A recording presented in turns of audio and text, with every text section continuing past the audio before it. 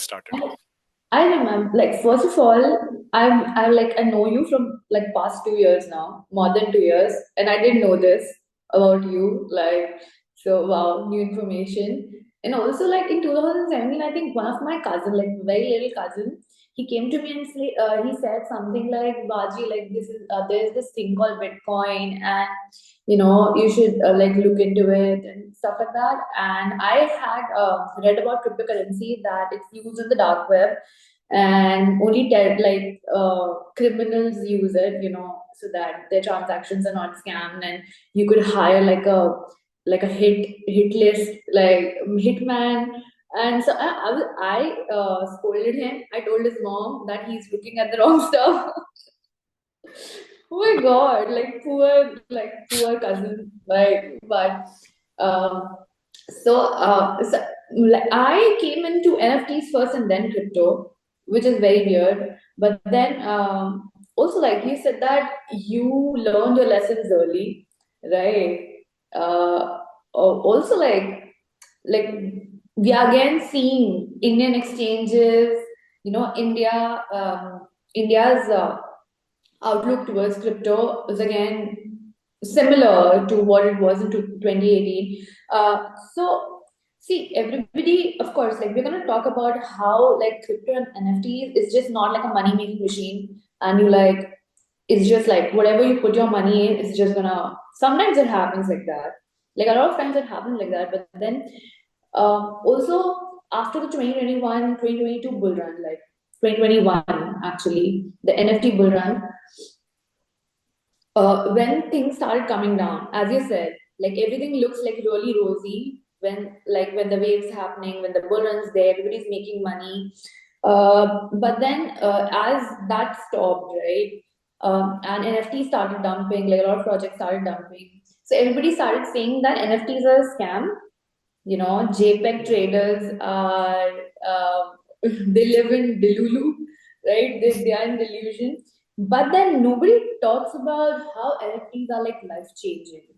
And I think you're like the perfect person to talk about this whole about this thing, because how NFTs have truly changed your life. Like, of course, like NFTs have truly changed my life.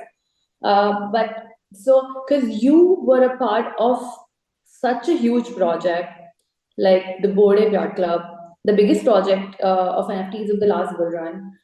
So, how did you end up having a BYC, and like how did it change your life? Like, I want to talk about the positive first. Okay, great. So, like you said, you came into crypto through NFTs, and I think in 2021, that is what happened to a lot of people, because early 21 was when the NFT bull run was happening, and many people got onboarded. I think in 2020 also, I remember we had a lot of NFTs being released by famous artists. Amitabh Bachchan had his father's poems NFT, which I remember in late 20 that was released, where basically Bachchan Saab was reading his father's poems in English and Hindi, and those two were like the most expensive NFTs. I remember it went for some crores of rupees when it Oh, minted out. Yeah, so no, not many people know about that, but India also had an NFT scene at that time, late 2020, because if you recollect, what happened during COVID was that a lot of people moved online, and that is when a lot of interest came back on cryptocurrencies, because the whole world had shut down, and there is no trading happening, nothing happening in the markets, and everything is down. But crypto was going up because what happens is, in the West, when they infuse liquidity, like I think the US government at that time had given $2,000 to every individual, and stimulus what check, those yeah. yeah, and what those people did was they put it into Bitcoin. So, so because they have to return it to the government, so they decided कि पहले Bitcoin में डाल दो, पैसे बन जाएंगे, government का 2,000 वापस कर दो, बाकी हमारा profit. So that is what drove that bull run, in my opinion. Coming back to how did it change my life, because I was never into NFTs. Actually, 2017 I got into NFTs. I don't know if you have heard of the project Crypto Kitties. So I still remember I used to have that MetaMask and try to breed those Crypto Kitties, and my kids, they were I think 3 and 8, they used to see me and they say कि पापा आप क्या कर रहे हो, what is that fox on the metamask का जो fox है ना, they used to like that कि you move the mouse around and that fox keeps following. So that is the wallet anyway. So I, at that time when I used to do this NFT, at that time I realized that the gas is quite high. It is about $5, $10. That is huge for India. I mean, like हमारे लिए $10 at that time was about 600 700 rupees, and it's not less. And that is waste. मतलब कि when you're doing a transaction, वो गया. There is no profit or loss from that. Unless your NFT goes 10x, you don't get anything. And then the crypto kitties, Dapper Labs did such a useless thing that they released so many of them that it didn't work out. So that is when I decided I won't go into NFTs. So 2017 December, I decided कि बस हो गया NFTs. No more NFTs on, especially on Ethereum. Subsequently, I went into other blockchains, but that we'll discuss if required later. But so coming back to 2020, that is when the COVID happened, right? So I looked at the markets. I just took a bet. I said, "Ki now is the time to buy hotel shares and cryptocurrency." So so that is what I did. Taj Hotel ka share nikala. I saw it had gone so low. I picked up some Taj Hotel shares and basically Indian Hotels Limited (IHL), and I went into cryptocurrencies. I used to do a lot of research at that time. Two of the cryptocurrencies that I was totally bullish on that time was Clever. They were coming out with a beautiful platform. I used to follow the team and all that, and the other, Clever is like a crypto, yeah, right? Clever was like a Coin. crypto. It was like a something like Tron. I'm not sure if you heard. It's like a small kind of cryptocurrency Yeah. based in a Brazilian team was there. They were doing it, and the other thing was Travala. Travala is a travel website, so AVA token. These are the two I went like I and Tron. These three I went on, like I couldn't afford Bitcoin or Ethereum, so I said, Tron, "Ki these." the ticket for that is TRX, right? That only, right? Yeah, Tron. TRX. Yeah. Yeah, correct. TRX. So I went in all these three, and before, I mean, and after I did this, the Indian government announced that central RBI ka jo Supreme Court had squashed the RBI order, right, saying that RBI cannot make cryptocurrency illegal. And suddenly the market started going up in India, and I think subsequently due to COVID around the globe also it started going up, and that is when I ended up with a lot of liquidity towards the end of 20.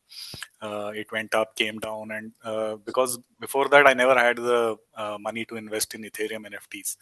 So and at that time when I used to follow crypto, I came across this NBA Top Shot. Okay, so because I was one of the crypto kitties holders, right? So they sent the same company had come out with NBA Top Shot, so they sent us these emails to get in early and season one and all. Somehow I managed to lock myself out of my account. Otherwise, I would have been much richer today. I Wow. missed out all those season one drops and So finally got crypto, so the company the behind crypto. company's. Yeah, it is called it is called Dapper Labs. Dapper Labs is the company that made Oh, CryptoKitties, and they are the ones behind Flow blockchain, and they are also ones behind NBA Top Shot. wow, I didn't know that. So because like NBA Top Shot, I've also talked with like previous guests, like one of my friend Kenny, and he's also like onboarded from NBA Top Shot. Like from NBA Top Shot, he kind of entered into NFT. So that's like the that onboarded like a lot of people. So he was into betting and because sports betting and stuff like that, they used to do it in. I think in US, yeah, he's based in US. So, and then he was introduced to NFTs, so that's very interesting. I think a lot of the culture that you see in the Bored Ape Yacht Club that came because of these NBA Top Shot people coming in. A lot of these basketball culture, sports culture people in the US, they all came in and they found that kind of place that they want to be in and they want to hang out and talk. They had all these clubhouses. I was never in clubhouse. A lot of people came to NFTs through clubhouses, and I didn't know that actually. I got into clubhouses much later, but I came in through NBA Top Shot to into Bored Ape Yacht Club. So one, I started doing this NBA Top Shot, buying and selling stuff. I mean, I'm more of a collector, so I usually only buy. So I took my crypto liquidity and put it into NBA Top Shot. And I remember at that time, being in the Indian Navy, we couldn't really tweet or do anything about this. but you could stay anonymous on Twitter, and you could be what do you say, on LinkedIn you can have a profile and you can stay anonymous on Twitter. You can engage in conversation but nothing related to defense, national security, and all those kind of things. So NFTs was a great place to do conversation because there is nothing that is going to affect national security with NFTs, at least in that time. So I was anonymous at that time. I didn't have my profile picture and all that. And this Bored Ape Yacht Club came out, and I remember the founder of NBA TopShot. I Because I used to post tweets about picking up NBA TopShot stuff, so he started following me. And one day I saw he has changed his profile picture to a monkey, ठीक है, digital monkey, and he has tweeted about something called House of Kiba. That if you buy one House of Kiba NFT for $500, you will get NFTs, free NFTs every month for life. I said, यार ये सही है. I didn't even think about the Bored Ape Yacht Club. I just said कि $500 कहीं से निकालते हैं पैसे. Let us get that House of Kiba NFT because it's giving free NFTs for life. And it was on Polygon chain, so that was again less gas transaction fees. So I went and picked up that. They had a pre-sale of 10,000. It was open for a week, and I think less than 500 or something sold. Okay, so I was one of those few that picked up at that time. And when I went into the Discord, there they were talking about these bored apes. See, ठीक House of Kiba, the project founder was a big chap in NBA Top Shot. He had a 100K plus collection, and he said, "Okay, I will take this project to the next level." So that is the first time I saw that somebody's getting into projects, doing stuff. Founders are ready to put their own money inside. That culture and vibe you found in NFTs. I never saw that in cryptocurrency. I got scammed in so many ICOs, but in NFTs, I saw everybody was like WAGMI, that we all going to make it types. Na? So that culture is what interested me, and slowly I started pivoting from crypto into NFTs, and slowly, totally now, so you can say I'm now I've come back into crypto a little bit because NFTs went down so badly last year that I had to get out of that. But so if you see, they were saying in their Discord that we will make 3D files for Bored Apes. And anybody who holds a Bored Ape NFT, we will give you a 3D file of your Bored Ape. You can use it in videos and all that. So I said, "Ki, this is good." At that time, Bored Apes were, I think, zero point 0.2, zero point 0.3 ETH. And I kept seeing that within 1 week, they went from zero point 0.2 to You about. minted for 0.08, right? Or you didn't mint? No, no, I didn't mint. I bought on secondary. Okay. Yeah, so at that time when I was seeing this, they were about zero point 0.2, zero point 0.3. In a week, they went up to about 0.7, zero point 0.8. I still didn't decide to get in. And finally, on 1st June, I mean, they minted out in sometime in mid-May or something. And on 1st June, I decided to pick up my Bored Ape. It was at 1 ETH. I mean, like that was like my 2 month salary. I couldn't tell my wife about it because she would never have allowed me to do that. So I just took out my savings and sent it through ZipPay and managed to pick up one Bored Ape. So that is my story of how I got into the Bored Ape Yacht Club. Wow. Like